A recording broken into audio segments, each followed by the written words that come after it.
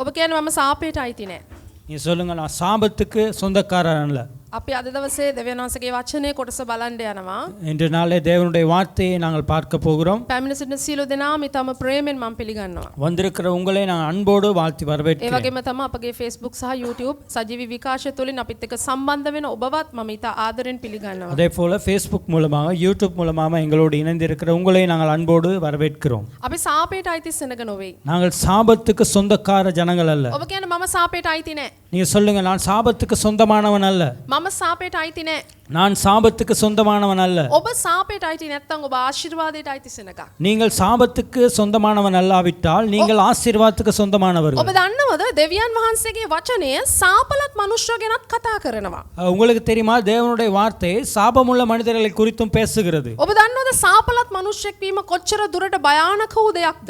உங்களுக்கு தெரியுமா சாபம் என்கிறது எவ்வளவு பயங்கரமான ஒரு காரியம் என்று. දෙවියන් වහන්සේ තෝරාගත්තා වූ මනුෂ්‍යයන් උනත් தேவன் தெரிந்து கொண்ட மனிதராய் இருந்தாலும் පරණ ගිවිසුමේ අපි දකිනවා பழைய ஏற்பாட்டிலே நாங்கள் காண்கிறோம் සමහර මනුෂ්‍යෝ සාපේට අයිති වෙනවා. சில மனிதர்கள் சாபத்துக்கு சொந்தமானவர்களாய் අපි இருக்கிறார்கள். දන්නවා දෙවියන් වහන්සේගේ වචනේ நமக்கு தெரியும் தேவனுடைய வார்த்தையிலே උන්වහන්සේ කියනවා அவர் கூறுகிறார் ද්විතීය කතාව පොතේ ஆதியாகமத்திலே ආශිර්වාදය සහ සාපේ මම ඔබ ඉදිරියේ තබනවා. ஆசீர்வாதத்தையும் சாபத்தையும் உனக்கு முன்பாய் வைக்கிறேன். උඹ කීකරු වෙනකොට උඹ ආශිර්වාදය ලබා நீ ගන්නවා. கீழ்ப்படியும் போது நீ ஆசீர்வாதத்தை උඹ பெற்றுக்கொள்வாய். අකීකරු වෙනකොට උඹ සාපේ ලබා நீ ගන්නවා. கீழ்ப்படியாமல் இருக்கும்போது நீ சாபத்தை பெற்றுக்கொள்வாய். දැන් අද අපි අලුත් ගිවිසුමට අයිති සෙනග இப்பொழுது நாங்கள் புதிய ஏற்பாட்டுக்கு சொந்தமான ஜனங்கள். අපිට කීකරු වෙන්න බැරි ස්ථානයේ යේසුස් වහන්සේ කීකරු වෙච්ච නිසා நாங்கள் கீழ்ப்படியாமல் இருக்கிற ஸ்தானத்திலே தேவன் இயேசு கிறிஸ்து கீழ்ப்படிந்தபடியால் අපි ක්‍රිස්තුස් වහන්සේ තුලින් ශාපයට නෙවෙයි ආශිර්වාදයට අපි අයිති වෙනවා. நாங்கள் கிறிஸ்துவுக்குள் சாபத்துக்கல்ல ஆசீர்வாதத்துக்கு சொந்தமாய் இருக்கிறோம். හැබැයි උන්වහන්සේගේ කරුණාව තුලින් අපි ආශිර්වාදයට ඇතුළු වුණාන් පස්සේ அவருடைய கிருபையினாலே நாங்கள் ஆசீர்வாதத்துக்குள்ளாய் செல்லும்போது අපි කීකරුකම කියන එක පිළිපදින්න ඕනේද එපා කරන්න ඕනේද? நாங்கள் கீழ்ப்படிதலை ஏற்றுக்கொள்ள வேண்டுமா அதை ஏற்றுக்கொள்ளாமல் இருக்க வேண்டும். ඔබ මොනවද තීරණය කරන්නේ? நீங்கள் என்ன தீர்மானிக்கிறீர்கள்? ඔව් ක්‍රිස්තුස් වහන්සේ තුලින් අපි සාපයට නෙවෙයි ආශිර්වාදයට අයිති. நாங்கள் கிறிஸ்துவுக்குள்ளாய் சாபத்துக்கல்ல ஆசீர்வாதத்துக்கு சொந்தமானவர்கள். නමුත් අපි කීකරුකම පිළිපදින්න ඕනේ. අපි දේව වචනේ පිළිපදින්න ඕනේ. එතකොට තමයි අපි ආශිර්වාදයේ භුක්ති විඳින්නේ. நாங்கள் கீழ்ப்படிதலுக்கும் தேவனுடைய வார்த்தைக்கும் கீழ்ப்படிய வேண்டும். அப்பொழுதுதான் ஆசீர்வாதத்தை நாங்கள் அனுபவிக்க முடியும். ආශිර්වාදයට අපි අයිති. ஆசீர்வாதத்துக்கு நாங்கள் சொந்தமானவர்கள். ඒක භුක්ති විඳින්න අපි වචනයට කීකරු වෙන්න ඕන. அதை அனுபவிப்பதற்கு நாங்கள் தேவனுடைய வார்த்தைக்கு கீழ்ப்படிய வேண்டும். පරණ කිවිසුමේ ආකාරයට නෙවෙයි. பழைய ஏற்பாட்டின் பிரகாரமாக அல்ல. පරණ කිවිසුමේ නම් ආශිර්වාදේ නම් ආශිර්වාදේ සාපේ නම් සාපේ. பழைய ஏற்பாட்டில் ஆசீர்வாதம் என்றால் ஆசீர்வாதம், சாபம் என்றால் சாபம். දෙවියන් වහන්සේ සාප කරපු දෙයක් කාටවත් ගොඩනගන්න බැරි වුණා පරණ කිවිසුමේ විදියට. பழைய ஏற்பாட்டிலே அவர் சபித்ததை யாருக்கும் கட்டி எழுப்ப முடியாமல் இருந்தது. නමුත් අද අපේ ජීවිතේ සාපය කියන එක දෙවියන් වහන්සේ මෙහෙම ක්‍රොස් කරලා නැත්තම් මෙහෙම කතිරයක් ගහලා තහනම් කරලා තියෙනවා. நம்மளுடைய வாழ்க்கையிலே தேவன் நம்முடைய வாழ்க்கையில் இருக்கிற சாபத்துக்கு முற்றுப்புள்ளி வைத்து விட்டார். ඉතින් සාපේට අපි අයිති නෑ. நாங்கள் சாபத்துக்கு சொந்தமல்ல. නමුත් ආශිර්වාදයේ භුක්ති විඳින්න ஆனாலும் ஆசீர்வாதத்தை அனுபவிப்பதற்கு අපි උන්වහන්සේට කීකරු වෙන්න ඕන. நாங்கள் அவருக்கு கீழ்ப்படிய வேண்டும். අද දවසේ මම කතා කරනවා කායින්ගේ සාපය. நான் இன்றைய நாளிலே பேசுகிறேன் காயினுடைய சாபம். මේ ආකාරයට සාපලත් මිනිසෙක්ව සිටියේ කායින්. இப்படிப்பட்ட ஒரு சாபமான மனிதனாய் இருந்தவன் தான் காயின். උප්පත්ති පොත ගත්තනම් நீங்கள் ஆதியாகமத்தை எடுத்துக்கொண்டால் ආදම්ගේ වැටීමට පස්සේ ආදම් වැටුණෙන් පස්සේ කියන්නේ ஆதாம் விழுந்த பிற்பாடு ஆதாம் பாவத்திலே விழுந்த பின்பு දෙපොණුවට අපි දකිනවා කායින්ගේ වැටීම. அதற்கு பின்பதாக இந்த பூமியிலே காயினுடைய வீழ்ச்சியை நாங்கள் பார்க்கிறோம். කායින් වැටුනේ සාපයට. காயின் விழுந்தான் சாபத்தில். අපි බලමු මොකක්ද මේ කායින් ලබාගත් වූ සාපය. நாங்கள் பார்ப்போம் காயின் என்ன சாபத்தை பெற்றுக்கொண்டான் என்று. ඔබ බලන්න උප්පත්ති 4:14. நீங்கள் ஆதியாகமம் 4ஆம் அதிகாரம் 14ஆம் வசனத்தை வாசிப்போம். බැලුව මැනව ඔබ වහන්සේ අද දවසේ භූමි තලයෙන් මා එළවූසේක. මමද ඔබ වහන්සේ ඉදිරියෙන් සැඟවෙන්නෙමි. පොළවේ පලා යන්නෙක්ද තනින් තන යන්නෙක්ද වන්නෙමි. තවද මා සම්භවන කවරෙක් නමුත් මා මරන්නේ යයි කීය. இன்று என்னை இந்த தேசத்திலிருந்து துரத்தி விடுகிறீர். நான் உமது சமூகத்துக்கு விலகி மறைந்து பூமியில் நிலையற்று அலைகிறவனாய் இருப்பேன். என்னை கண்டுபிடிக்கிறவன் எவனும் என்னை கொன்று போடுவானே என்றான். හරි. මං කෙටියෙන් ඔබට මේක විස්තර කරන්නම් දේශනාවට පටන් ගන්නමක් විදියට. நான் உங்களுக்கு விளங்கப்படுத்துகிறேன். බලන්න කායින් කියනවා දෙවියන් වහන්සේ ඔබ වහන්සේ මාව මේ භූමියෙන් පන්නා දැමුවා. காயின் கூறுகிறான், இந்த பூமியிலிருந்து என்னை துரத்தி விட்டீர் என்று காயின் கூறுகிறான். දැන් මට ඔබගේ ඉදිරියේ ඉන්න බෑ. நான் உனக்கு முன்பதாக இருக்க முடியாது. මම තනින් තනට පැනලා යන මිනිස්සෙක් විදියට යන්න යනවා. நான் ஒவ்வொரு இடத்துக்காய் மாறுகிற ஒரு மனிதனாய் இருப்பேன். ඒ වගේම තමයි කාව හරි මට මුණ ගැහුණා නම් ඒ පුද්ගලයා මාව මරලා දායි. யாராவது என்னை கண்டால் என்னை கொன்று போடுவான் என்று கூறுகிறான். ඊට කලින් කායින් කතා කරලා දෙවියන් වහන්සේට කියනවා இதுக்கு முன்பதாக காயின் தேவனை நோக்கி பேசுகிறான். ඔබ වහන්සේ දෙන්නව දඬුවම මට දරා ගන්න බෑ. நீர் கொடுக்கிற தண்டனை எனக்கு ஏற்றுக்கொள்ள முடியாது, தாங்கிக் கொள்ள முடியாது. නමුත් කායින්ගේ ජීවිතේ වෙච්ච ප්‍රශ්නේ මොකක්ද කියනවා නම් ஆனாலும் காயினுடைய வாழ்க்கையில் நடந்த பிரச்சனை என்னவென்றால், කායින්ගේ මේ වැටීමට මේ සාපේට ලක්වීමට இந்த சாபத்துக்குள்ளாய் சென்றதற்கு කායින්ගේ ජීවිතේ යම්කිසි විශාල වැරදි පැත්තක් තිබුණා. காயினுடைய வாழ்க்கையிலே ஒரு பெரிய ஒரு பிழையான காரியம் இருந்தது. දෙවියන් වහන්සේ දැන් කියනවා ඔබ වහන්සේගේ ඉදිරියෙන් මම පැනලා යනවා, ඔබගේ ඉදිරියේ මට දැන් ඉන්න බෑ කියලා කායින් කියනවා. தேவனை நோக்கி சொல்லுகிறான் காயின், உமக்கு முன்பதா இருக்க முடியாது, உனக்காக நான் ஓடுகிறேன் என்று சொல்லுகிறான். ඒකෙන් ඔබට පේනවා ඇති මෙතෙක් දුර දෙවියන් වහන්සේ ඉදිරියේ තමයි කායින් සිටියේ. இதிலே உங்களுக்கு விளங்குகிறது, இவ்வளவு நாளும் தேவனுக்கு முன்பதாக தான் காயின் இருந்தான். නමුත් දෙවියන් වහන්සේ ඉදිරියේ හිටපු කායින් තවදුරටත් උන්වහන්සේගේ ඉදිරියේ ඉන්න බැරි විදියට කායින්ගේ වැරදි පැත්ත ක්‍රියා කරන්න පටන් ගත්තා. தேவனுக்கு முன்பதாக இருந்த காயின் இவ்வளவு நாள் இருந்த விதமத்தல்ல, இப்பொழுது இருக்க முடியாத ஒரு சூழ்நிலை, ஒரு பிழை அவனுடைய வாழ்க்கையில் ஏற்பட்டது. ඔබ මාත් එක්ක එකඟ වෙනවද ඕනම මිනිස්සෙකුට හොඳ පැත්තකුත් නරක පැත්තකුත් දෙකක් තියෙන්න පුළුවන් කියලා?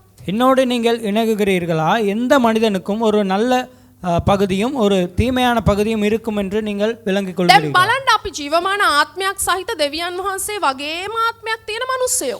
நாங்கள் ஜீவனுள்ள ஆவியாயிருந்து தேவனைப் போல் இருக்கிற மனிதனாய் இருக்கிறோம். නමුත් ඒ වගේම තමයි පාපෙට වැටෙන්න පුළුවන් ස්වභාවය ඇති මාംසෙකුත් තියෙන මිනිස්සයෝ. அதேபோல் தான் மாம்சத்திலே பாவத்தில் விழுகக்கூடிய ஒரு சரீரமும் நமக்கு இருக்கிறது. එහෙනම් ඔබගෙත් මගෙත් ආත්මීක වගේම මාംශික පැත්තකුත් තියෙනවා. அதேபோல் தான் உங்களுக்கும் எனக்கும் ஆவிக்குரியதும் மாம்சமான காரியமும் நமக்குள் இருக்கிறது. හොඳ වගේම නරක පැත්තකුත් තියෙනවා. நல்லது போல் தீமையும் நமக்குள் இருக்கிறது. අර නරකට අහු වෙන මාംශික පැත්ත அந்த தீமைக்கு நாங்கள் உட்படுகிற அந்த மாம்ச பகுதி දෙවියන් වහන්සේ සමග නැත්නම් උන්වහන්සේ තුල සිටීමෙන් அந்த தேவனோடு இருக்கிறதில் අපිට මාරු කරගන්න පුළුවන්. நாங்கள் மாற்றிக்கொள்ள முடியும். ඒක නේද දෙවියන් වහන්සේගේ කැමැත්ත? அதுதான் தேவனுடைய விருப்பம். අපේ නරක පැත්ත හොඳ පැත්තට මාරු කරගන්න අවශ්‍යයි. நம்மளுடைய பிழையான பகுதியை நல்ல பகுதியாய் மாற்றிக்கொள்ள අපේ வேண்டும். මනස වචනය අනුව අලුත් කරගන්න අවශ්‍යයි. நம்முடைய மனதை தேவனுடைய வார்த்தைக்கு ஏற்றவாறு நாங்கள் புதுப்பிக்க வேண்டும். නමුත් මේ කායින් කියන්නේ Tamanගේ නරක පැත්ත මාරු කරගත්තේ නැති මිනිහෙක්. இந்த காயின் என்கிறவன் அவனுடைய பிழையான காரியங்களை மாற்றிக்கொள்ளாத ஒரு மனிதன். ඔව් දෙවියන් වහන්සේට පූජාවක් ඔප්පු කළා. அவன் தேவனுக்கு ஒரு பலியை கொடுத்தான். ඒකට දෙවියන් වහන්සේ කැමති උන්නේ නැහැ. அதற்கு தேவன் விருப்பப்படவில்லை. දෙවියන් වහන්සේ කියන ඔබ යහපත කළා නම් මම පිළිගන්නේ නැතුව ඉන්නවද? நீ நல்லதை செய்திருந்தால் நான் அதை ஏற்றுக்கொள்ளாமல் இருந்திருப்பேனா? නමුත් ඔව් ඒ උදෙසා සහෝදරයාට ඊර්ෂ්‍යා කළා. அதற்காக அவனுடைய சகோதரனுக்கு பொறாமைப்பட்டான். සහෝදරයා උදෙසා කෝප වුණා. சகோதரனை குறித்து அவன் கோபம் அடைந்தான். අවසානයේ සහෝදරයාගේ ලේ ඔහු පොළවට වැగిරෙව්වා. கடைசியாக சகோதரனுடைய ரத்தத்தை இந்த பூமிக்கு தெளித்தான். ආබෙල්ගේ නැත්තම් ඒ සහෝදරයාගේ ලේ ධර්මිෂ්ඨය නිසා அவனுடைய சகோதரனுடைய ஆபேலுடைய ரத்தம் நீதியுள்ள ரத்தமாய் இருந்தபடியால் කිසි වරදක් නොකර අසාධාරණ ලෙස ආබෙල්ව මරා දමපු නිසා எந்த பிழையும் செய்யாத ஆபேலை அவன் கொன்று போய் விட்டதால் මහ පොළවෙන් ආබෙල්ගේ ලේ කෑ ගහන්න පටන් ගත්තා. දෙවියන් වහන්සේගෙන් ධර්මිෂ්ඨ විනිශ්චයක් ඉල්ලලා. இந்த பூமியிலே ஆபேலுடைய ரத்தம் நீதியை கேட்கும்படியாக சத்தமிட்டது. ඔබ දන්නවද? உங்களுக்கு தெரியுமா? මිනිසෙක් කරන ධර්මිෂ්ඨ ක්‍රියා மனிதன் செய்கிற நீதியுள்ள காரியங்கள் දෙවියන් වහන්සේගේ ආශිර්වාදයට ලක් වෙන්න தேவனுடைய ஆசீர்வாதத்துக்குள் செல்ல දෙවියන් වහන්සේ දේවල් බලනවා. தேவன் அதை பார்க்கிறார். ඔබ කරන ධර්මිෂ්ඨ ක්‍රියාව நீங்கள் செய்கிற நீதியுள்ள கிரிகைகள் ඔබට ආශිර්වාදයක් විදියට නැවත පෙරලා එන්න உங்களுக்கு ஆசீர்வாதமாய் மீண்டும் திரும்பி வருவதற்கு දෙවියන් වහන්සේ ඒවා බලනවා. தேவன் அதை காண்பார். ඔබ යහපත කළා නම් நீங்கள் நல்லதை செய்திருந்தால் උන්වහන්සේ පිළිගනු ලබනවා. அவர் அதை ஏற்றுக்கொள்வார். ඒකට නැවත විපාකය ඔබට එනවා. அதற்கான ஆசீர்வாதம் உங்களுக்கு மீண்டும் வரும். නමුත් අධර්මිෂ්ඨ ශාපලත් නැත්තම් අයහපත් දෙයක් අපි මේ පොළවේ කරන විට நீங்கள் பிழையான காரியங்களை நீதி இல்லாத காரியங்களை இந்த பூமியில் நீங்கள் செய்யும்போது ඔබ මොනවද හිතන්නේ? நீங்கள் என்ன நினைக்கிறீர்கள்? ඒකට රිටර්න් එන්නේ මං දෙවියන් වහන්සේගේ දරුවෙක්නේ. அதற்கு ரிட்டர்ன் எனக்கு வராது, நான் தேவனுடைய பிள்ளை தானே, රිටර්න් එන්නේ නැහැ. ரிட்டர்ன் வராது එහෙම எனக்கு. හිතනවද? அப்படி நினைக்கிறீர்களா? රිටර්න් එන්නේ නැහැ. ரிட்டர்ன் வராது, ඔබ හිතනවද? நீங்கள் அப்படி யோசிக்கிறீர்களா? දෙවියන් වහන්සේ රිටර්න් දෙන්නේ නැහැ. தேவன் அதுக்கு ரிட்டர்ன் கொடுக்க மாட்டார். මොකද දෙවියන් වහන්සේ තුල සිට කිසිම අයහපතක් එන්නේ නැහැ කියලා දේව වචනේ කියනවා. தேவனுக்கூடாக எந்த பிழையான காரியமும் வராது என்று தேவனுடைய வார்த்தை கூறுகிறது. හැබැයි රහස මොකක්ද කියනවනම් ஆனால் ரகசியம் என்னவென்றால் ඔබ අයහපත කරන මෙලාවේ நீங்கள் பிழையை செய்யும்போது රිටර්න් දොර ඔබ අරිනවා. ரிட்டர்ன் கதவை நீங்கள் திறக்கிறீர்கள். රිටර්න් දොර ඔබ අරිනවා. நீங்கள் ரிட்டர்ன் கதவை திறக்கிறீர்கள். ඒ රිටර්න් දොරෙන් කාගේ කාරණා දෙන්න පටන් ගන්නෙ? அந்த ரிட்டர்ன் கதவிலிருந்து யாருடைய காரியங்கள் வரும்? යක්ෂයා ක්‍රියාත්මක වෙන්න පටන් ගන්නවා. பிசாசு கிரியை செய்ய ஆரம்பிப்பான். ඉතින් අපි දේව සභාව විදියට ஆகவே நாங்கள் தேவ சபையா இருந்து මේකේ ආත්මික පැත්ත අපි අද බලමු. இதிலே நாங்கள் ஆவிக்குரிய பகுதியை பார்ப்போம். ආබෙල්ගේ ලේ පොළවේ ඉඳලා කෑ ගහන්න පටන් ගත්තා. ஆபேலுடைய ரத்தம் இந்த பூமியிலே பேசினது. ඒක දෙවියන් වහන්සේ වෙතට වෙනකන් නැග්ගා. அது தேவனுக்கு நேராய் உயர்த்தப்பட்டது. ඊට පස්සේ දෙවියන් වහන්සේ කායින්ගෙන් ප්‍රශ්න අහන්න පටන් ගන්නවා. பின்பு காயினை கேள்வி கேட்க ஆரம்பித்தார். දෙවියන් වහන්සේ අහනවා කායින් ඔබ කළා මේ දේ මොකක්ද? காயின், நீ செய்த காரியம் என்ன? කෝ ඔබේ සහෝදරයා? எங்கே உன்னுடைய சகோதரன்? ඔහු වරද පිළිගන්න කැමති වෙන්නේ නැහැ. அவன் செய்த பிழையை ஏற்றுக்கொள்ள விருப்பமில்லை. ඔහු හරියට දෙවියන් වහන්සේට පූජාව ඔප්පු කළෙත් නැහැ. அவன் சரியாக தேவனுக்கு பலி செலுத்தவும் இல்லை. ඔහු සහෝදරයා කෙරේ ඊර්ෂ්‍යාවක් තුනා. அவன் சகோதரனை குறித்து பொறாமைப்பட்டான். ඔහු දෙවියන් වහන්සේගෙන් අහනවා මම මේ කෙටියෙන් කියන්නේ நான் அதை குறைவாக சொல்லுகிறேன். தேவனிடம் கேட்டான், මම සහෝදරයාගේ රැකවලාද? நான் என் சகோதரனை என்னுடைய காவலாளியா என்று ඒ කියන්නේ ඒ කාරණාවේ වගකීම බාර ගන්න කායින් සූදානම් උනේ නැහැ. அந்த காரியத்தை ஏற்றுக்கொள்ள காயின் அவன் ஆயத்தமாகாமல் இருந்தான். ඉතින් උපති පොතේ 4:14 කියන විදියට ஆதியாகமம் 4 அதிகாரம் 14 வசனம் கூறுகிறபடி මම නැවත මතක් කරනවා මෙතන කියන භූමි තලෙන් ඔබ වහන්සේ මාව එළවපු නිසා பூமியிலிருந்து கர்த்தரனை துரத்தினபடியால் මම ඔබ වහන්සේ ඉදිරියෙන් සැඟවෙනවා. நான் உமக்கு முன்பதாக மறைந்து கொள்ளுகிறேன். 12 වෙනි පදේ කියනවා 12ாம் வசனம் கூறுகிறது. දෙවියන් වහන්සේ කියනවා தேவன் கூறுகிறார், නුඹ භූමිය වගා කරන විට நீ இந்த நிலத்தை பயிரிடும்போது මෙතන ඉඳලා උඹට සාරවත්කම දෙන්නේ නැහැ. அது தன் பலனை உனக்கு கொடாது. දෙවනුව තමයි උන්වහන්සේ කියන්නේ උඹ තැනට පැනලා දුවන කෙනෙක් වෙනවා.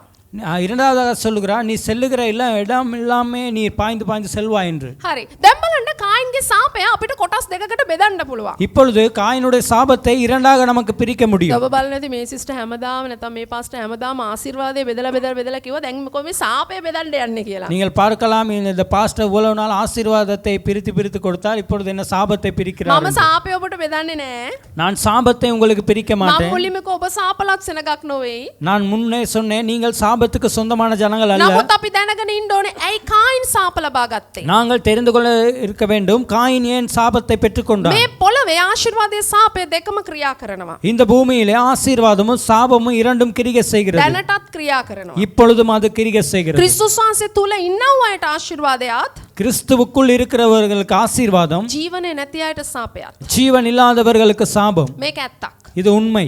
ඉතින් අපි දෙවියන් වහන්සේගේ දරුවෝ විදියට நாங்கள் தேவனுடைய பிள்ளைகளாக අපි මේ ලෝකෙට එන්න ඕනේ සාපයක්, ලෝකෙට එන්න ඕන නේ ඔළුව කැක්කුම අපි ඔළුවේ දාගන්න අවශ්‍ය නැහැ. உலகத்தில் இருக்கிற சாபங்களும் உலகத்தில் இருக்கிற தலைவலியும் நாங்கள் போட்டுக்கொள்ள அவசியமில்லை. එහෙනම් අපි අපිව හදාගමු. ஆகவே நாங்கள் நம்மை சரிப்படுத்திக் கொள்வோம். දෙවියන් වහන්සේගේ වචනය අනුව කායින්ගේ සාපේ මං කොටස් දෙකකට බෙදනවා. தேவனுடைய வார்த்தைக்கீடாக நான் காயினுடைய சாபத்தை இரண்டாய் பிரிக்கிறேன். කායින් කරපු දුෂ්ට වැඩේ නිසා පළවෙනියටම කායින්ට නැති වුණා මේ පොළවේ සාරත්වය. காயின் செய்த அந்த பிழையான காரியத்தினாலே இந்த பூமியிலே அவன் சாபத்தை பெற்றுக்கொண்டான். මොනා කළත් හරියන්නේ නැහැ. எந்த காரியம் செய்தாலும் சரி வராது. කොතන වැව්වත් ගෙඩියෙන්නේ නැහැ. எந்த இடத்துல விதைத்தாலும் காய் வராது. ඉතින් කොතනත් එයා හාරන ස්ථානවල ලිං වල වතුරත් නැහැ. එහෙමත් නැත්නම් අස්වැන්නේ ගෙඩිත් නැහැ. அவர் பறிக்கிற இடங்களிலே தண்ணீர் இல்லை, அவன் விதைக்கிற விதையிலே பழம் இல்லை. කටු ගකටු නැත්නම් භූමිය බල්ල කරලා ආශිර්වාදය සංගවගෙන ඉන්නවා කායින්ට ආශිර්වාදයේ භූමිය නිදහස් කරන්නේ. பலாத்காரமாக அந்த பூமியிலே ஆசீர்வாதத்தை பிடித்து வைத்திருக்கிறது, ஆசீர்வாதத்தை அவனுக்கு விடுதலை செய்ய முடியாமல். ඉතින් පළවෙනියටම පොළව සාරත්වය ඔහුට දුන්නේ නැහැ.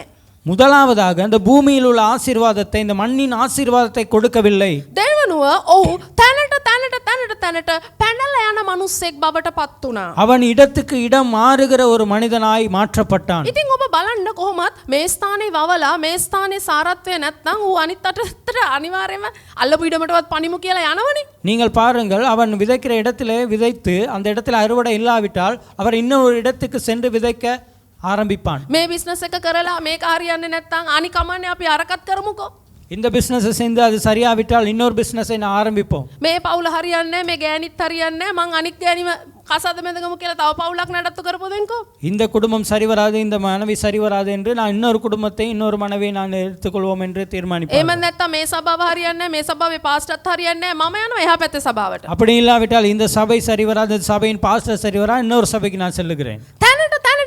තැනට ස්ථිරතාවයක් නැතුව පැනලා යන ජීවිතය කායින්ගේ සාපයයි. இடத்துக்கு இடம் மாறி இடத்துக்கு இடம் செல்லுகிற அந்த காரியம் காயினுடைய சாபம். මන් දන්න සහෝදරයෙක් ඉන්නවා. எனக்கு தெரிந்த சகோதரன் இருக்கிறார். ආර්ථික ආශිර්වාදය වෙනුවෙන් ඔහු ගොඩාක් පොරබදිනවා. பொருளாதார ஆசீர்வாதத்துக்காக மிகவும் கஷ்டப்படுகிறார். මම හැමදාම කතා කරනකොට කියනවා ඔබ ඇදහිල්ලෙන් වපුරන්න. நான் ஒவ்வொரு நாளும் பேசும்போது சொல்கிறேன், விசுவாசத்தினாலே விதை. මම දන්නේ ලංකාවේ මොන වගේ ඉගැන්වීමකට ඔහු ඇහුම්කන් දීලාද කියලා. எனக்கு தெரியாத இலங்கையில் எந்தவித படிப்பினைக்கு அவர் செவியை கொடுத்தார் என்று. ගොඩක් තැන් වලට දීලා යා try කරනවා මෙතනට දුන්නොත් ලැබෙයිද? அநேக இடங்களுக்கு கொடுத்து அவர் முயற்சி செய்கிறார், இந்த இடத்திலே கொடுத்தா சரியா, මේ පාස්ටර්ට දුන්නොත් ලැබෙයිද? இந்த பாஸ்டருக்கு கொடுத்தா கிடைக்குமா? ඕකේ 10න් කොටස ඇති මේ ලංකාවේ වටේම. அவருடைய தசபாகம் இந்த இலங்கை முழுவதிலும் இருக்கிறது. ඔව් මාත් එක්ක බෙදාගත්තා. என்னோடு அவர் பகிர்ந்து கொண்டார். නමුත් මම පැහැදිලි කළා ඒක පිළිගන්න කැමති නෑ. நான் அதை விளங்கப்படுத்தினேன், நான் அதை ஏற்றுக்கொள்ள அவருக்கு விருப்பமில்லை. සමහර දවස්වල 10න් කොටස දැන් අපි සාමාන්‍යයෙන් 10න් කොටස සම්බන්ධ සභාවක එකතු කරන වෙලාවක් තියෙනවනේ. நாங்கள் தசபாகங்களையும் காணிக்கைகளையும் சேர்க்கிற ஒரு நேரம் இருக்கிறது தானே. ඒ වෙලාව පහු කරලා ඒ පාලකයාගේ අතට මෙයා දීලා යන වෙලාවල්. அந்த நேரத்தை அவர் மீறிவிட்டு சபை போதகருடைய கரத்திலே கொடுத்து விட்டு வருவார். මම දවසක් ඇහුවා මොකක්ද ඒකට හේතුව? ඇයි ඔය එහෙම කරේ? அதற்கு என்ன காரணம், ஏன் அப்படி செய்கிறீர்? අපේ සභාවේ නෙවෙයි. இந்த சபையில் அல்ல. නැහැ ඒ සම්මාදම් ගණන් කරන කෙනා කොයි වගේ හදවතකින් මොන වගේ ආත්මකින් ගණන් කරනවද දන්නේ නැනේ. පාස්ටර්ව ෂුවර්නේ. පාස්ටර්ගේ ස්පිරිට් එක හොඳ නිසා මට ආශිර්වාද දෙයි. ගයින කෙනා අත දැම්මොත් මට එන එකක් නැහැ. එන්න එහෙම කිව්වා. எண்ணுகிற மனிதன் அந்த பணத்தை எண்ணுகிறவருடைய இருதயம் எப்படிப்பட்டது என்று தெரியாது. பாஸ்டருடைய இருதயம்னா சரியாக இருக்கும், அப்பொழுது எனக்கு சரியாய் அதை நான் මම වැරදි පොළවට වපුරන්න කැමති නැහැ. நான் பிழையான மண்ணிற்கு விதைக்க விருப்பமில்லை. හරි පොළවට වපුරන්න ඕන. நான் சரியான பூமிக்கு விதைக்க வேண்டும். නමුත් කායින් සාපය ලබාගත්තා වූ පුද්ගලෙක් විදියට காயின் சாபத்தை பெற்றுக்கொண்ட மனிதனாக පොළවද වැරදි නැත්නම් කායින්ද වැරදි? பூமியா பிழை, அப்படி இல்லாவிட்டால் காயினா பிழை. නෑ දෙවියන් වහන්සේ තමයි පොළව සාරවත් කරන්නේ සභාව. தேவன் தான் இந்த பூமியை ஆசீர்வாதப்படுத்துகிறார். ඔබ වපුරන ස්ථානයේදී ඒ පොළව සාරවත් කරන්නේ දෙවියන් වහන්සේ. நீங்கள் விதைக்கிற இடத்தை அந்த பூமியை பண்படுத்துகிறவர் தேவன். ඕනම සභාවක් ඒක සාර්ථක පොළවක්. எந்த சபையாயிருந்தாலும் அது சரியான நிலம். අන්ත ක්‍රිස්තුස්ගේ සභාව ඇර அந்தி கிறிஸ்துடைய சபையை தவிர மற்ற எல்லா சபையும் நல்ல நிலம். මං කතා කරන්නේ ඕනම ක්‍රිස්තියානි සභාවක් සුද්ධාත්මෙන් මඟ පෙන්වන සභාවක් හරි සභාවක්. எந்த சபையாயிருந்தாலும் ஆவியானவர் வழி நடத்துகிற சபை நல்ல சபை. ඒ වගේ ස්ථානයකට ඇදහිලිවන්තව වපුරලා ආශිර්වාද එන්නේ නැහැ කියලා උන්ට කියන්න බෑ. அந்த மாதிரி இடத்திலே அந்த மாதிரி சபையிலே விதைத்து விட்டு ஆசீர்வாதம் வரவில்லை என்று சொல்ல முடியாது. මොකද පොළව සාරත්වය දෙන්නේ பூமியின் ஆசீர்வாதத்தை பலனை தருவது ආශිර්වාද ලද්දා වූ මිනිස්සෙකුටයි.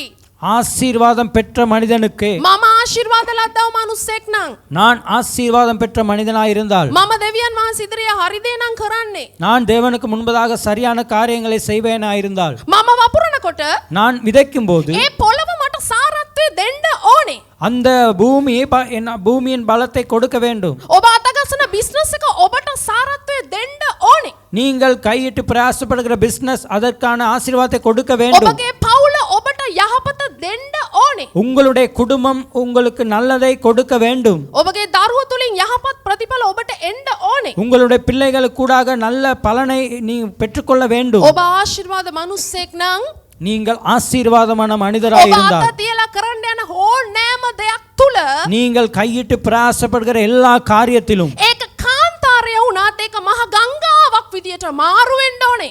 அது பாலைவனமாக இருந்தாலும் அது பெரிய ஆறாக மாற வேண்டும். ඒක තමයි ආශිර්වාදය කියන්නේ. அதுதான் ஆசீர்வாதம். නැත්තම් මොකක්ද ආශිර්වාදය කියන්නේ? அப்படி இல்லாவிட்டால் என்ன ஆசீர்வாதம்? මං ඉන්න ගේ හරි නෑ. நான் இருக்கிற வீடு சரியில்லை. මගේ බිස්නස් එක තියෙන තැන සමහර කියනවානේ අර ඉන්න ගෙවල් වල නැත්තම් ව්‍යාපාර කරන තැන උඩ මොකද උඩ ඉඳලා පල්ලෙහාට බැහැගෙන යන පඩි තියෙන්න හොඳ නෑ එහෙම කියලා කියනවා. சில வியாபாரம் செய்கிற ஸ்தலத்திலே மேலே இருந்து கீழே இறங்கி போகிற படிகள் இருக்கக்கூடாது என்று. අය ආශිර්වාද ඉස්සරහ දොරෙන් ඇවිල්ලා වැහැගෙන පිටිපස්සේ දොරෙන් යනවලු. முன்னே இருக்கிற பாதையிலே ஆசீர்வாதம் ஏறி வந்து பின்னே வாசப்படியினால் பின்னே செல்லும் என்று சொல்வார்கள். ඔක්කොම බොරු කතා. அவ்வளவும் பொய். ඔබ ආශිර්වාදලත් මිනිස්සෙක් නම් நீங்கள் ஆசீர்வாதமான மனிதராக இருந்தால் ඔබ අත තියලා මොනවාද කරන්නේ? நீங்கள் கையிட்டு என்ன வேலை ඒ செய்கிறீர்கள்? තැනින් ඔබට ආශිර්වාදය එන්න ඕන. அந்த இடத்திலே உங்களுக்கு ஆசீர்வாதம் வர வேண்டும். පොළව සාරත්වය කායින්ට දෙයි. காயினுக்கு அந்த பூமியின் பலனை கொடுக்கும். නමුත් කායින් තුල තිබුණා වූ වැරදි පැත්ත නිසා காயின் கூட இருந்த பிழையான பகுதியாய் ඔහුට සාරත්වය තිබ්බේ නැහැ. அவனுக்கு பலன் இருக்கவில்லை. දැන් සාරත්වය තිබ්බේ නැති නිසා දෙවනි සාපේ කොටස කායින්ගේ සාපේ කොටස මොකක්ද කියනවනම් அந்த பலன் இல்லாத காரியத்திலே இரண்டாவது பகுதி என்னவென்றால் காயினுடைய வாழ்க்கையிலே ඔව් තැනට යන කෙනෙක් වුණා. அவன் இடத்துக்கு இடம் மாறுகிற மனிதனாய் மாறினான். කී දෙනෙකුට එක දිගට එක දෙයක් කරන්න බැරිද? எத்தனை பேருக்கு ஒரே தரம் காரியங்களை செய்ய முடியும்?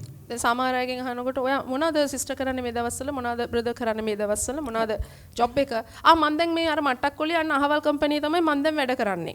சிலரை நாங்கள் யோசித்தா என்ன செய்கிறீர்கள் இப்பொழுது என்ன காரியம் செய்கிறேன் என்று சொல்லும்போது நான் இப்பொழுது மட்டக்குழியிலே இப்படிப்பட்ட ஒரு இடத்திலே நான் வேலை செய்கிறேன். මාස දෙකකින් අහනකොට කොහොමද දැන් ඔයාගේ අර ජොබ් එක ඔයා හොඳින් කරගෙන ඉනවද ප්‍රොමෝෂන් තියෙනවද කියලා? 2 மாதத்துக்கு பின்பதாக அந்த சகோதரனிடம் கேட்கும்போது நீ நல்லா வேலை செய்து கொண்டு இருக்கிற அந்த இடத்துல இருந்து අපෝ ඒ කම්පැනි එක හරි නෑ සිස්ටර් මම දැන් තොටලංග එකකට තමයි යන්නේ. அந்த கம்பெனி சரியில்லை சிஸ்டர் நான் இப்பொழுது நான் தொட்டலங்கையில் ஒரு கம்பெனிக்கு செல்லுகிறேன். ඒක හරියයිද? அது சரி வருமா? ඊළඟට ආයි තව මාස දෙකකින් බලනකොට பின்பு இன்னும் 2 மாதம் கழித்த பின்பு දැන් ඒ දෙකම නවත්තලා තියෙන සිස්ටර් ඒ දෙකම මට හරි ගියේ නෑ. ඒ තොටලංග එකේ බොස් හරි නෑ. ඒ නිසා මම දැන් මොනවද කරන්න කියනවනම් මම දැන් කන්ස්ට්‍රක්ෂන් කම්පැනි එක මම දැන් ලේබර් වැඩ තමයි කරන්නේ. நான் அது ரெண்டுமே சரி வராது சிஸ்டர். அந்த தொட்டலங்கையில் உள்ள பொஸ் சரியில்லை. ஆனால் அது ரெண்டையும் நான் நிப்பாட்டி விட்டு நான் கன்ஸ்ட்ரக்ஷன் இப்பொழுது செய்து கொண்டு இருக்கேன். ආයි මාසකින් විතර බලනකොට ඒකත් හරියන්නේ නෑ. මනුස්සයා ගෙදර. அப்பொழுது இன்னும் 2 மாதம் கழித்த பின்பு அதுவும் சரி வராமல் அந்த மனிதன் வீட்டிலே இருக்கிறார். ටික දවසින් අහනකොට දැන් ඔහොම ගෙදර ඉඳලා හරියන්නේ නෑනේ බ්‍රදර් ඔයා මොකක් හරි රස්සාවක් දැන් කරන්න ඕනේ පවුල නඩත්තු කරන්න කියලා කියනකොට இப்பொழுது நீங்கள் வீட்டிலே இருந்து சரி வராது இந்த குடும்பத்தை நடத்த வேண்டும் என்று சொல்லும்போது නෑ සිස්ටර් මට මේ ලංකාවම හරියන්නේ නෑ මම රට යන්න තමයි දැන් ප්ලෑන් කරන්නේ. இந்த இலங்கையே எனக்கு சரி வராது நான் இப்பொழுது வெளிநாட்டுக்கு செல்லலாம் என்று யோசித்து கொண்டு இருக்கிறேன். ඔබ හොඳට මතක තියාගන්න. நீங்கள் நன்றாக ஞாபகத்தில் வைத்துக் கொள்ளுங்கள். පොරොන්දුවක් තියෙනවා ඔබ ඉන්න උදේසේදී දෙවියන් වහන්සේ ඔබට සාරත්වය දෙනවා. வாக்குத்தத்தம் ஒன்று இருக்கிறது நீங்கள் இருக்கும் தேசத்திலே பலனை நீங்கள் அனுபவிப்பீர்கள் என்று. ඒක විශ්වාස කරලා ඔබ ඉන්නවා නම් ඉන්න. அதை விசுவாசித்து நீங்கள் இருந்தால் இந்த இலங்கையிலே இருங்கள். නමුත් ආත්මයන් වහන්සේ ඔබ වෙන දේශයකට මඟ පෙන්වනවා නම් ඔබ ගියාට කමක් නැහැ. ஆவியானவர் இன்னொரு தேசத்துக்கு உங்களை வழி நடத்தினால் நீங்கள் போனால் பரவாயில்லை. නමුත් මම උපදේශක් දෙන්නම් පෞද්ගලිකව මගේ අදහස.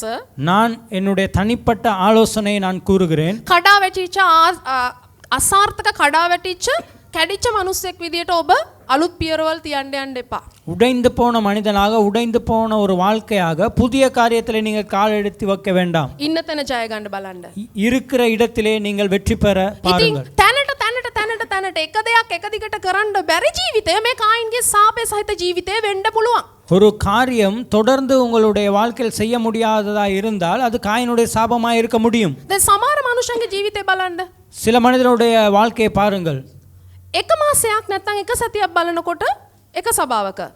ஒரு மாதத்திலும் ஒரு கிழமையில் பார்க்கும்போது ஒரு சபையிலே. තව පාරක් බලනකොට තව සභාවක.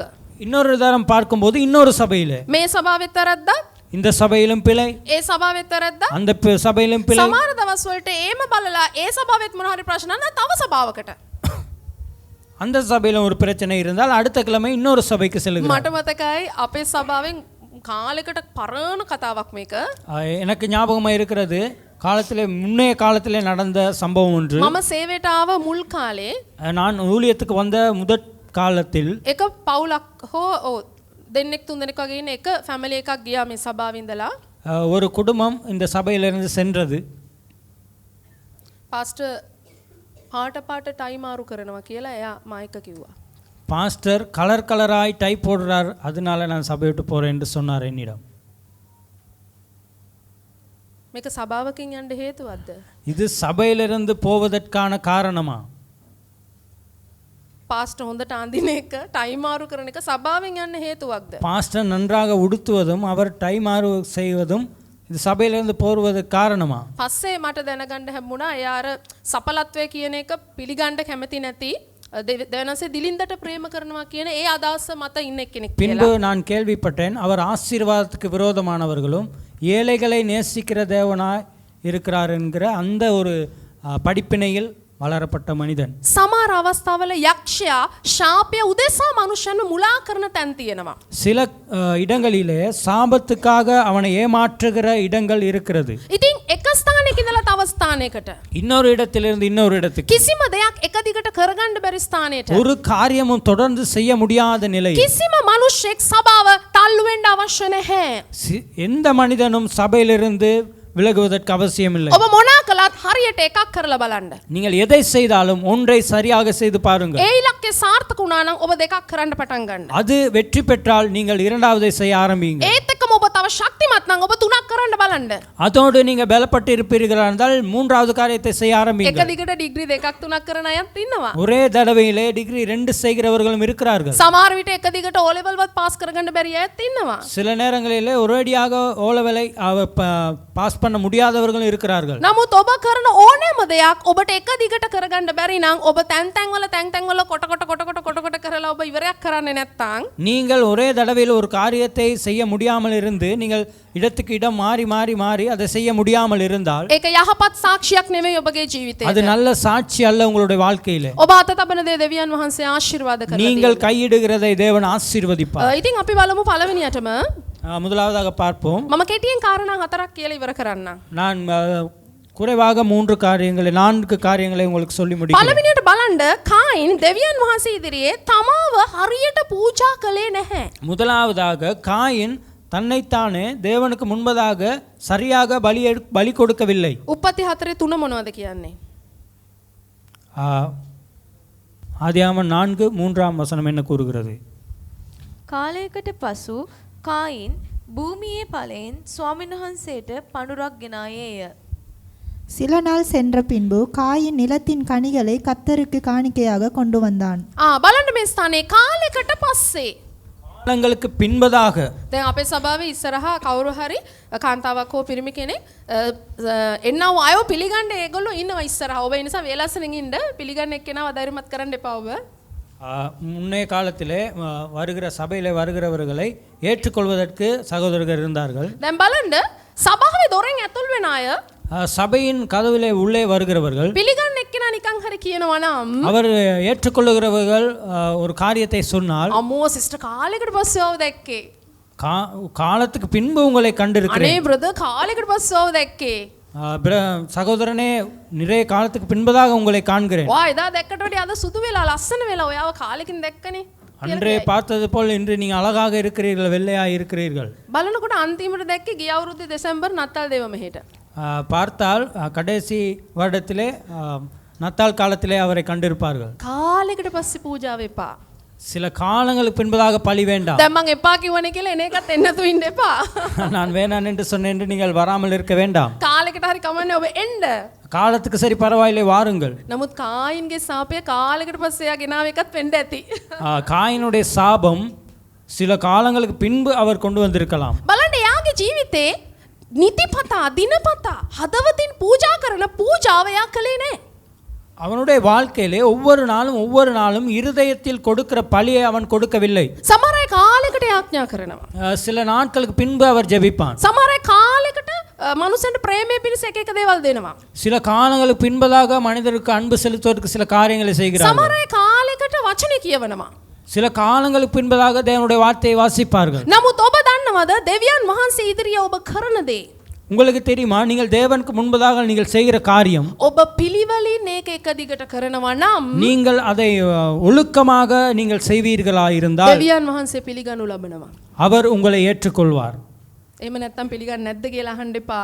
அப்படி இல்லாவிட்டால் அவர் ஏற்றுக்கொள்ள மாட்டாரா என்று கேட்க வேண்டாம். නමුත් දෙවියන් වහන්සේට පිළිගන්න සුදුසු දේ තමයි தேவன் ஏற்றுக்கொள்வதற்கான தகுதிதான் ඔබ ඉඳලා හිටලා කම්මැලිකමට ස්වාමීන් වහන්සේව සොයනවට වඩා நீங்கள் இருந்து நீங்கள் சோம்பேறியாக தேவனை தேடுவதற்கு விட ඔබ නීතිපතා දිනපතා ස්වාමීන් වහන්සේව පිපාසෙන් සොයන්න. நீங்கள் ஒவ்வொரு நாளும் நீங்கள் தேவனை வாஞ்சையோடு අපි தேடுங்கள். මුලින් බැලුවා දෙවියන් වහන්සේ කායින්ගේ පූජාව ඇයි පිළිගත්තේ නැත්තේ? நான் முன்பதாய் பார்த்தோம் காயினுடைய பலியை ஏன் தேவன் ஏற்றுக்கொள்ளவில்லை. එයා කාලයකට කරලා කාලයකට අතාරින කෙනෙක්. சில காலங்களில் செய்து சில காலங்களில் விட்டு விடுகிறவன். ඔබ දෙවනුව බලන්න நீங்கள் இரண்டாவதாக பாருங்கள் 4 වෙනි පරිච්ඡේදයේ 5 උප්පත්ති. 4ஆம் அதிகாரத்திலே 5ஆம் வசனம். එහෙත් උන්වහන්සේ කායින් සහ ඔහුගේ පඬුර නොසැලකූසේක. එවිට කායින් අතිශයින් කෝප විය. ඔහුගේ මුහුණද වෙනස් විය. காயினையும் அவன் காணிக்கையும் அவர் அங்கீகரிக்கவில்லை. அப்பொழுது காயினுக்கு மிகவும் எரிச்சல் உண்டாகி அவன் முகநாடி வேறுபட்டது. நம்பர் 2 இரண்டாவது காரியம் පාලනයක් නැති මිනිසෙක්. அவன் ஒரு கட்டுப்பாட்டில்லாத மனிதன். මේකට තවත් උදාහරණ පද තියෙනවා. මම අනිවාර්යයෙන්ම ඔබට WhatsApp එකේ සියලුම පද දාන්නම් ඔබ කියව ගන්න. இதற்கான இன்னும் அதிகமான காரியங்கள் நான் உங்களுக்கு வசனத்தை கூறுகிறேன். வாட்ஸ்அப் பண்ணுவோம், நீங்கள் வாசித்து விளங்கிக் නමුත් கொள்ளுங்கள். මම ප්‍රධාන කාරණා 4ක් තියෙනවා. ඒක කියලා මම ඉවර කරන්නම්. நான் பிரதானமான 4 காரியங்களை சொல்லி நான் முடைக்கிறேன். ඔබ බලන්න நீங்கள் பாருங்கள். පාලනයක් නැති මිනිසෙක්. அவன் ஒரு கட்டுப்பாட்டு இல்லாத ஒரு மனிதன். දෙවියන් වහන්සේ ඔහුව தேவன் அவனை නිවැරදි කරන්න උත්සාහ කරනකොට அவனை சரிப்படுத்த அவர் முயற்சிக்கும் போது දෙවියන් වහන්සේ යම් දෙයක් උඹගේ පැත්තෙන් සිද්ධ වෙන එක හරි නෑ කියලා පෙන්වන්න උත්සාහ කරනකොට தேவன் ஒரு காரியத்தை காண்பித்து உன் பகுதியில் பிழை இருக்கிறது என்று அவர் முயற்சிக்கும் போது දෙවියන් වහන්සේ ඉදිරියේ මේ දේ හරි නෑ කියලා පෙන්වන්න උත්සාහ කරනකොට தேவனுக்கு முன்பதாக இந்த காரியம் சரியில்லை, பிழையான காரியம் என்று அவர் முயற்சிக்கும் போது මෙයාට කේන්ති යනවා. அவருக்கு கோபம் அடைகிறான். එයාට තරහ යනවා. அவனுக்கு கோபம் வருகிறது. එයාට පාලනය කරගන්න බෑ. அவனுக்கு கட்டுப்பாட்டுக்குள் இருக்க முடியவில்லை. දැන් සමහර වෙලාවට சில சமயங்களில் අපේ පවුල ඇතුලේ நம்முடைய குடும்பத்திலே අපේ ස්වාමි පුරුෂ නැත්තම් බිරිඳ கணவனோ மனைவியோ මේක වැරදි නේද කියලා කියන්න බලන්න. நீங்கள் இது பிழைதானே என்று சொல்லி பாருங்கள். මේ අපි වෙලාවට දේව මෙහෙට යන්න ඕනේ මේ මොකද්ද මේක හරි නෑ නේද කියලා පෙන්වන්න උත්සාහ කරන්න. நீங்கள் ஆராதனைக்கு நாங்கள் நேரத்துக்கு செல்ல வேண்டும் என்று இது பிழை என்று சொல்லுங்கள், நீங்கள் பார்ப்போம். හස්බන්ඩ්ට තද වෙනවා නම් கணவருக்கு கோபம் வந்தால் සමාවෙන්න මේ වචන මම සාමාන්‍ය ඔබට දැනෙන්න ඕනේ සමයම කියන්නේ. மன்னியுங்கள், இந்த வார்த்தைக்கு நீங்கள் விளங்கிக் கொள்ள வேண்டும் என்று நான் சொல்லுகிறேன். නැත්නම් වයිෆ්ට ටස් ගාලා ටෙම්ප නගිනව නම් மனைவிக்கு சீக்கிரமாக கோபம் வந்தால் ඔයාට නම් මොකද ඔයාට වැඩක් නෑනේ මම තමයි අරක කරලා මේක කරලා ඔක්කොම කරලා මම තමයි එළි වෙනකම් වැඩ කරලා ඔයාට නම් මොකද ඔයා නම් உங்களுக்கு என்ன எல்லா வீட்டு வேலையும் நான் தான் செய்யணும், வெள்ளை எந்திரிக்கணும், சமைக்கணும், தேத்தனி ஊற்றணும், நீங்கள் தூங்கிட்டு வந்து என்ன டக்குன்னு உங்களுக்கு என்னன்னு கோபம் ஒரு மனைவிக்கு. හරියටම කිව්වා. அனுபவம் தான் பேசுது. ස්වාමීනි නේද? සමහරලාට කියනවා අපේ කෙනත් කියනවා සමහර වෙලාවට ඔයාට කමක් නැහැ මම තමයි මෙතන මහන්සි වෙලා මේ බලන්න මගේ අතපය කියලා කියනවා. ඉතින් අමාරුයි. சில சந்தர்ப்பங்களில் உங்களுக்கு என்ன நாங்களும் கஷ்டப்படுகிறோம் என்று சொல்வார்கள். නමුත් කායින්ගේ ජීවිතය පිළිගන්න කැමති නැහැ. காயினுடைய வாழ்க்கையிலே அதை ஏற்றுக்கொள்ள அவனுக்கு விருப்பம் இல்லை. அவனுக்கு கோபமா இருக்கிறது. දැන් මිනිස්සුෙකුට තරහ ගියා නම් මම ළඟදිත් මේ බ්‍රදර් එක කියන් හිටියා. மனிதனுக்கு கோபம் இருந்தால் என்னிடம் கூறினார் அன்று. උපරිම කොච්චර වෙලාවක්ද සබාව මිනිස්සුෙකුට තරහයි තියෙන්නේ. முழுமையாக எவ்வளவு நேரம் அந்த கோபம் இருக்கும். මං කිව්වා ක්‍රිස්ටි මිනිස්සු දැන් තරහ යනවා කියලා ජීවිත කාලෙම තරහෙම්ම ඉන්නවද නෑනේ. මටත් යනවා. ඒ උනාට ඒක ගිහිල්ලා ටික වෙලාවකින් ඒක නවතිනවා. ස්වාභාවිකව නවතිනවා. ஒரு மனிதனுக்கு கோபம் வந்தால் அவனுடைய வாழ்நாள் முழுவதும் அந்த கோபம் இருக்காது. சில நேரங்களில் சில மணித்தியாலங்களில் அந்த கோபம் குறையும். දැන් මේ සහෝදරයෙක්ව එයාට පැයයි කියලා. நான் சொன்னேன் எனக்கு 1 மணித்தியாலம் போகும் என்று. දැන් බලන්න අපේ කෝපය நம்முடைய கோபம் ඉර බහින්ද කලින් අපි ඒක නවත්ව ගන්න පාලනයක් තියෙන්න ඕන. சூரியன் மறை முன்பதாக அதை நாங்கள் கட்டுப்பாட்டுக்குள் வைக்க வேண்டும். මිනිස්සු පවුලත් එක්ක තරහ වෙනවා. குடும்பத்தோடு கோபம், සභාවත් එක්ක තරහ වෙනවා. சபையோடு கோபம், සේවකයෝ එක්ක තරහ වෙනවා. ஊழியம் செய்கிறவரோடு கோபம், ව්‍යාපාරත් එක්ක තරහ වෙනවා. வியாபாரத்தோடு கோபம். දැන් සමහර ස්ථානවල අපි බඩු ගන්න යන කඩෙත් එක්ක තරහ වෙනවා. சில சந்தர்ப்பங்களில் நாங்கள் சாமான் வாங்குற கடையிலேயும் கோபம். මේකේ හාල් දුන්නේ ගිය පාර මේ ගානට දැන් එක වැඩි. அரிசி இந்த விலை கொடுத்தீங்க, இப்பொழுது நீ விலை கூட. මං ඔබට කියන්නම් நான் உங்களுக்கு சொல்லுகிறேன், දෙවියන් වහන්සේ ඉදිරියේ தேவனுக்கு முன்பதாக ඔබ යහපත නම් කරන්නේ நீங்கள் நல்லது செய்திருந்தால் ඔබට කෝප වෙන්න දෙයක් නැහැ. உங்களுக்கு கோபமடைய ஒன்றுமில்லை. ඔබේ නිවසේ ඔබට කෝප වෙන්න දෙයක් නැහැ. உங்களுடைய குடும்பத்திலே வீட்டிலே கோபமடைய ඔබගේ அவசியமில்லை. අසල් වාසිත් එක්ක ඔබට කෝප වෙන්න දෙයක් නැහැ. உங்களுடைய அயலாரோடு நீங்கள் அவசியமில்லாமல் கோபப்பட தேவையில்லை. දෙවියන් වහන්සේ ඉදිරියේ යහපත කරේ නැති මිනිහට තමයි තරහ යන්නේ. தேவனுக்கு முன்பதாக நன்மை செய்யாத மனிதனுக்கு தான் கோபம் வருகிறது. දැන් තේරෙනවද තරහ යන්නේ කාටද කියලා? இப்பொழுது தெரிகிறதா காயினுடைய தன்மை? යහපත කරලත් අසාධාරණකම් වෙනකොට තරහ යන කෙනාට ඒක පාලනය කරගන්න පුළුවන් හැකියාව දෙවියන් වහන්සේ දෙනවා. நன்மை செய்து அவன் கோபமடையத்தக்கதான சூழ்நிலை வரும்போது அதை கட்டுப்பாட்டுக்குள் கொண்டு வரத்தக்கதான வல்லமை தேவன் கொடுப்பார். නමුත් කායින් කියන්නේ තරහ පාලනය කරගන්න බැරි අයහපත කරන්න නැත්නම් අයහපත් පැත්තක් තියෙන මිනිස්සෙක්. காயின் என்பவன் பிழையை செய்துவிட்டு கோபத்தையும் கட்டுப்பாட்டுக்குள் கொண்டு வர முடியாத ஒரு பிழையான மனிதன். ඉතින් මේකත් එක හේතුවක් ඔහුගේ පූජාව අයහපත් වෙන්න. இது ஒரு காரணமாக இருக்கிறது அவனுடைய பலி நன்மையை கொண்டு வருவதற்கு. නම්බර 3 තමයි ඔහු තමන්ගේ වැරද්ද පිළිගත්තේ නැහැ. மூன்றாவது காரியம்தான் அவன் செய்த பிழையை அவன் ஏற்றுக்கொள்ளவில்லை. ඔබ බලන්න 4:7 මොනවද කියන්නේ? 4ஆம் அதிகாரம் 4ஆம் வசனம் என்ன கூறுகிறது? 7ஆம் வசனம் என்ன கூறுகிறது? නුඹ යහපත කෙරෙහි නම් පිළිගනු නොලබන්නේහිද? යහපත නොකරෙහි නම් පාපයේ දොරකඩ ළඟ läග සිටී. ඒකේ ආශාව නුඹ කෙරෙහි වන්නේය. නුඹද එය කෙරෙහි ආණ්ඩු කරන්නේහිය කීසේක. நீ நன்மை செய்தால் மேன்மை இல்லையோ? நீ நன்மை செய்யாதிருந்தால் பாவம் வாசற்படியில் படுத்திருக்கும். அவன் ஆசை உன்னை பற்றி இருக்கும். நீ அவனை ஆண்டு கொள்வாய் என்றார். මෙයා දැන් බලන්න මෙයා පූජාව පවත්වන්න දෙවියන් වහන්සේ ඉදිරියට ආවා. அவன் பலியை கொடுப்பதற்காக தேவனுக்கு முன்பதாக வந்தான். නමුත් දෙවියන් වහන්සේ කියන ඔබ යහපත කළා නම් මම පිළිගන්නේ නැතුව ඉන්නවද?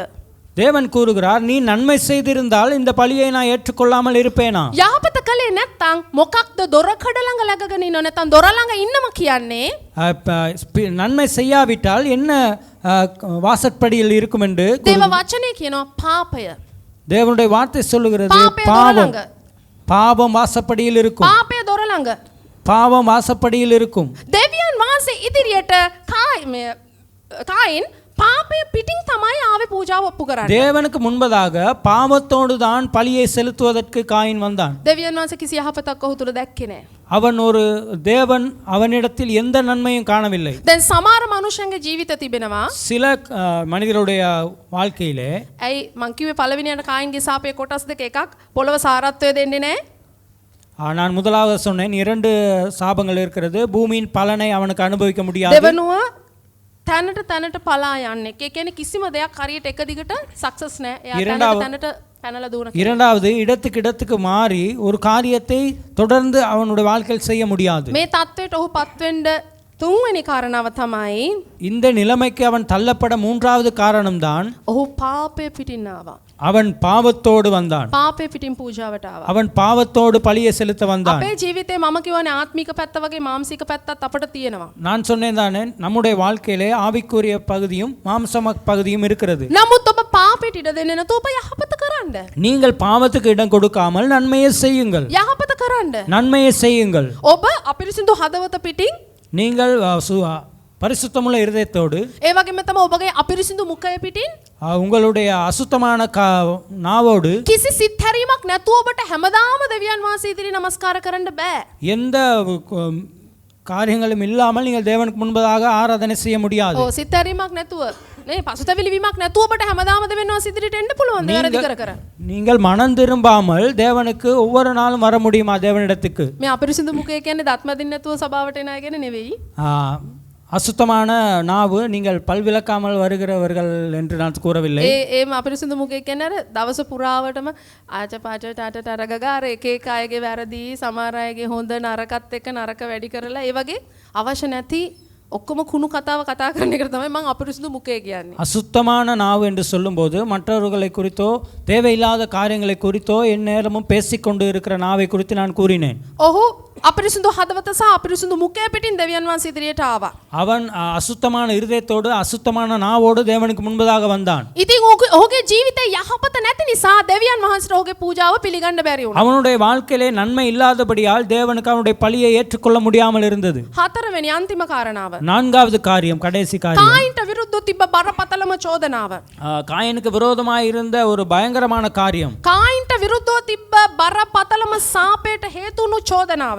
இந்த காயினுக்கு முன்பதாக இருந்த பயங்கரமான ஒரு குற்றம். ඔබ මේක කියවන්නේ. එක යොහන් 4:20. 1 யோவான் 4:20.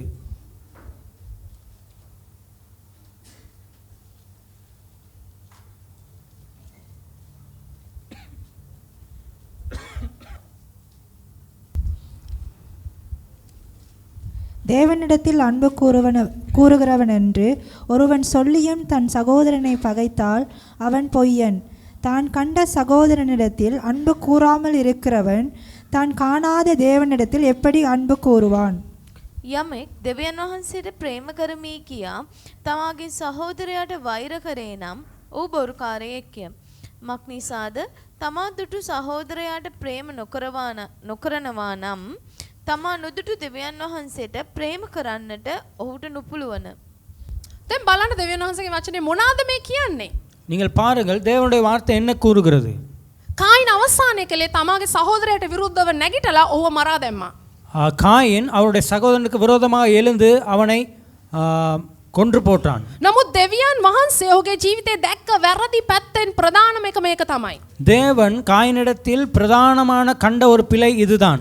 සහෝදරයෙක්ට විරුද්ධව තව සහෝදරයෙක් නැගිටිනවා නම්, ஒரு சகோதரனுக்கு விரோதமாக ஒரு சகோதரன் எழும்புவாய் இருந்தால், පවුලේ ඔබ භාර්යාව ස්වාමි පුරුෂයා නැත්නම් දරුවෝ ඔබගේම පවුලේ අයට විරුද්ධව ඔබ නැගිටිනවා නම්, குடும்பத்திலே மனைவியோ கணவனோ பிள்ளைகளோ யாராயிருந்தாலும் உங்களுடைய உறவினர்களுக்கு விரோதமாய் நீங்க ඔබ எழும்புவீர்கள். ක්‍රිස්තියානි සභාවක් තවත් සහෝදර සභාවකට විරුද්ධව නැගිටිනවා නම්, ஒரு கிறிஸ்தவ சபை அந்த சகோதர சபைக்கு விரோதமாய் எழும்புமாயிருந்தால், ඔබගේ ගැලවීම ලැබපු හෝ නොලැබපු සහෝදරයාට සහෝදරිට විරුද්ධව ඔබ නැගිටිනවා නම්, நீங்கள் உங்களுடைய ரட்சிக்கப்பட்ட சகோதரர்களுக்கோ ரட்சிக்கப்படாத சகோதரர்களுக்கோ நீங்கள் விரோதமாய் எழும்புவீர்களா இருந்தால், දෙවියන් වහන්සේගේ වචනේ කියනවා ඔබ බොරුකාරයෙක්. தேவனுடைய வார்த்தை சொல்லுகிறது நீ பொய்யன். දෙවියන් වහන්සේ කතා කරන්නේ බොරුකාරයෙන්ද මම தேவன் பேசுவார், ආශිර්වාද பொய்யனே வா. බොරුවේ පියා කවුද? பொய்யின் பிதா யார்? යක්ෂයා. பிசாசு. ඉතින් මෙතන කියනවා දෙවියන් වහන්සේගේ වචනේ යමෙක් මට ප්‍රේම කරනවා කියලා සහෝදරයට වෛර කරනවා නම් ඔහු බොරුකාරයෙක්. இந்த இடத்துல சொல்லுகிறது, என்னிடத்தில் அன்பு கூறுகிறவன் என்று சொல்லுகிறவன் அவனுடைய சகோதரனை பகைத்தான், அவன் பொய்யன். තමන් දකින්න සහෝදරයට ප්‍රේම කරන්න බැරි කෙනා දකින්න නැති දෙවියන් වහන්සේට කොහොමද ප්‍රේම කරන්න කියලා දේව වචනේ කියනවා. தான் காண்கிற சகோதரனிடத்தில் அன்பு கூறாத மனிதன் காணாத தேவனிடத்தில் எப்படி அன்பு கூறுவான்? ඉතින් අපි දන්නවා දෙවියන් වහන්සේගේ වචනේ බොරු කියන්නේ නැහැ. நமக்கு தெரியும் தேவனுடைய வார்த்தை பொய் சொல்லாது. දෙවියන් වහන්සේ බොරුකාරයෝ ටික ඔක්කොම එකතු කරලා නේද? එකතන තියලා ආශිර්වාද කරන්නෙත් නැහැ. தேவன் பொய் சொல்லுகிறவர்களை ஒரே இடத்தில் வைத்து அவர் ஆசீர்வதிக்கிற தேவன் அல்ல. සමහර සභාවල් බලාගෙන ඉන්නකොටම කඩා වැටිගෙන යනවා. சில சபைகள் பார்த்து கொண்டு இருக்கும் போதே விழுகிறது. නම්බර් 1 සහෝදර ප්‍රේමය නැතිකම. முதலாவது இடம் சகோதரனுக்குள் அன்பு இல்லாத காரணம். සමහර පවුල් බලාගෙන ඉන්නකොටම කඩාගෙන වැටිගෙන යනවා. சில குடும்பங்கள் பார்த்து கொண்டு இருக்கும் போதே வீழ்ந்து விடுகிறது.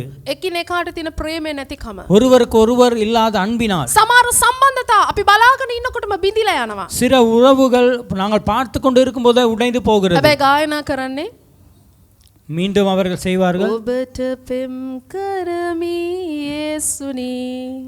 உம்மை நேசிக்கிறேன் இயேசுவே. සහෝදරයා බලලා சகோதரனை பார்த்து, මේ මූසලේ අදත්තාවද? இந்த மூதை பிடிச்சன்னு வந்துட்டானா?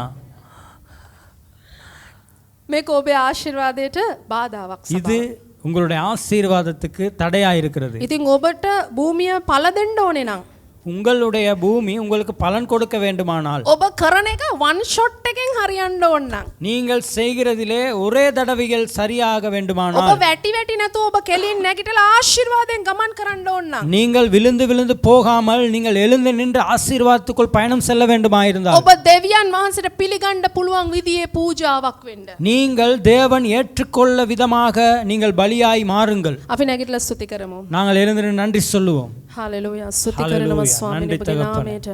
நாமத்தை உயர்த்துகிறோம். ඕරණ මොෂ්ෂීරා බරමනත් තෙරෙලා මස්සේ කරා. ஹalleluya ஹalleluya உங்களை உயர்த்துகிறோம். ඔබට යම් කිසි අවශ්‍යතා තිබෙන අය, உங்களுக்கு ஏதாவது தேவைகள் இருக்குமா, යාඥා ඉල්ලීම් තිබෙන අය, ஏதாவது தேவைகள் இருக்குமாயிருந்தால் ඔබ දෙවියන් වහන්සේට ඔබගේ කාරණා ඔසවන්න. நீங்கள் தேவனுக்கு நேராக உங்களுடைய காரியங்களை ඔබට ඉදිරියට එන්න අවශ්‍යයි කියලා හිතනවා නම් ඔබ ඉදිරියට එන්න. අපි සභාවක් විදියට එකතු වෙලා ඔබට நீங்க යාඥා முன்னே කරනවා. வருவதற்கு அவசியமாயிருந்தால் நீங்க முன்னே வாருங்கள். நாங்கள் சபையா இருந்து உங்களை ஆசீர்வதிக்கிறோம். ඔබ තව දුරටත් කායින්ගේ සාපේට අයිති සෙනග නෙවෙයි. நீங்கள் இனியும் நீங்கள் காயினுடைய சாபத்துக்கு சொந்தமானவர்கள் அல்ல. ඔබගේ ජීවිතේ දෙවියන් වහන්සේගේ ප්‍රේමය උතුරන්න ඕනේ කියලා අද දවසේ මම යාඥා කරනවා. நான் இப்பொழுது தேவனுடைய கிருபை உங்களுடைய வாழ்க்கையில் அதிகமாக வேண்டும் என்று நான் ஜெபிக்க போகிறேன். දේව ප්‍රේමය උතුරන්න ඕනේ කියලා මම යාඥා කරනවා. அவருடைய அன்பு உங்கள் மேல் பொழிய வேண்டும் என்று நான் ஜெபிக்க போகிறேன். දෙවියන් වහන්සේගේ ප්‍රේමය ඔබගේ ජීවිතේ උතුරා යනකොට அவருடைய அன்பு வடிந்து ஓடுகிற போது ඔබ සහෝදර ප්‍රේමයෙන්, நீங்கள் சகோதர அன்பில், යහපත් ක්‍රියාවෙන් நன்மையான காரியங்களில் දෙවියන් වහන්සේට පිළිගන්න පුළුවන් පූජාවක් විදියට, தேவன் ஏற்றுக்கொள்ளத்தக்கதான பலியாக නොකඩවා ඔප්පු කරන්නා වූ යහපත් පූජාව ඔප්පු කරන්න පුළුවන් අය විදියට தொடர்ந்து நீங்கள் நல்ல பலியை செலுத்துகிறவன் என்று ஏற்றுக்கொள்ளத்தக்கதாக ඔබ දෙවියන් වහන්සේ ඉදිරියේ පිළිගනු ලබන පුද්ගලෙක් වෙයි. நீங்கள் தேவனுக்கு முன்பதாக ஏற்றுக்கொள்ளக்கூடிய மனிதனாய் மாறுங்கள். මේ මොහොතේ ඔබ කරන්න ඕන එක දෙයක්. இப்பொழுது நீங்கள் செய்ய வேண்டிய ஒரே ஒரு காரியம், යහපත් හදවතින් நல்ல இருதயத்தோடு ස්වාමීන් වහන්සේ ඉදිරියේ தேவனுக்கு முன்பதாக උන්වහන්සේගේ ප්‍රේමෙන් පිරීලා அவருடைய அன்பில் நீங்கள் நிறைந்தவர்களாய் ඔබ උන්වහන්සේට ඔබව ඔප්පු කරන්න. நீங்கள் தேவனுக்கு உங்களை ඔබ ஒப்புக்கொடுங்கள். කියන්න ස්වාමිනී මම කායින්ගේ ශාපයට අයිති නෑ. நீங்கள் சொல்லுங்கள், நான் காயினுடைய சாபத்துக்கு சொந்தமானவன் அல்ல. මම ඔබගේ ඉදිරියේ හරියට මගේ පූජාව ඔප්පු කරනවා. உமக்கு முன்பதாக நான் சரியாக பலியை செலுத்துவேன். මගේ ජීවිතේ ඔබට දෙන දේ, ඔබට දෙන නමස්කාරය ඇතුළු සියලු දේ මම සියලුම නියම කාලයට මම නිතර කරන්න යනවා. என்னுடைய வாழ்க்கையில உமக்கு கொடுக்கத்தக்கதான ஆராதனை, உமக்கு கொடுக்கத்தக்கதான நேரம் கணத்தை நான் சரியான நேரத்தில் உமக்கு கொடுப்பேன். මම මාව පාලනය කරගන්නවා. මම තරහට ඉඩ දෙන්නේ නෑ. நான் என்னை கட்டுப்படுத்த முடியாதபடி நான் கோபத்துக்கு இடம் கொடுக்க மாட்டேன். මම වරද පිළි අරගෙන යහපත් ක්‍රියාව කරනවා. நான் என்னுடைய பிழையை உணர்ந்து நன்மையான காரியங்களை செய்வேன். මම මගේ පවුලට, සභාවට, සහෝදරයන්ට විරුද්ධව නැගිටින බොරුකාරයෙක් බවට පත් වෙන්නේ නෑ. நான் என்னுடைய குடும்பத்துக்கு, என்னுடைய சபைக்கு, என்னுடைய சகோதரனுக்கும் பிழையை செய்கிற மனிதனாய் மாறவில்லை. දෙවියන් වහන්සේ ඉදිරියේ ඔබ හොඳ චරිතයක් බවට පත් වෙන්න. நீங்கள் தேவனுக்கு முன்பதாக ஒரு நல்ல மனிதனாய் மாறுங்கள். හොඳ චරිතයක්. நல்ல ஒரு மனிதனாய். ස්වාමීන් වහන්සේ බලනකොට ආශිර්වාද කරන්න පුළුවන් චරිතයක් බවට පත් වෙන්න. நீங்கள் தேவன் பார்க்கும்போது ஆசீர்வதிக்க முடியும் என்கிற ஸ்தானத்துக்கு நீங்கள் மாற வேண்டும். දැන් ඔබ ඔප්පු කරන්න පටන් ගන්න. நீங்களே உங்களை ஒப்புக்கொடுங்கள். ඔබේ පවුල ඔප්පු කරන්න. உங்களுடைய குடும்பத்தை ஒப்புக்கொடுங்கள். පොළවේ සාරත්වය මට ඕනා. பூமியின் பலன் எனக்கு வேண்டும். මම කරන ස්ථානය මම සඵල වෙන කෙනෙක් වෙන්න ඕනා. நான் செய்கிற இடத்திலே, செய்கிற காரியங்களிலே මම ஆசீர்வதிக்கப்பட ඔළුව අවුල් வேண்டும். වෙච්ච මිනිස්සෙක් වගේ මගේ උත්තරයට හැමතැන දුවන කෙනෙක් වෙන්න යන්නේ නැහැ. நான் தலை குலைந்து போனவனைப் போல, மூளை குலைந்து போனவனைப் போல இருக்கக்கூடாது. ස්වාමිනේ ඔබ මට මඟ පෙන්වන්න කියලා ඔබ ඔප්පු කරන්න. பிதாவே, நீர் என்னை வழி நடத்தும் என்று நீங்க ஒப்புக்கொடுங்கள்.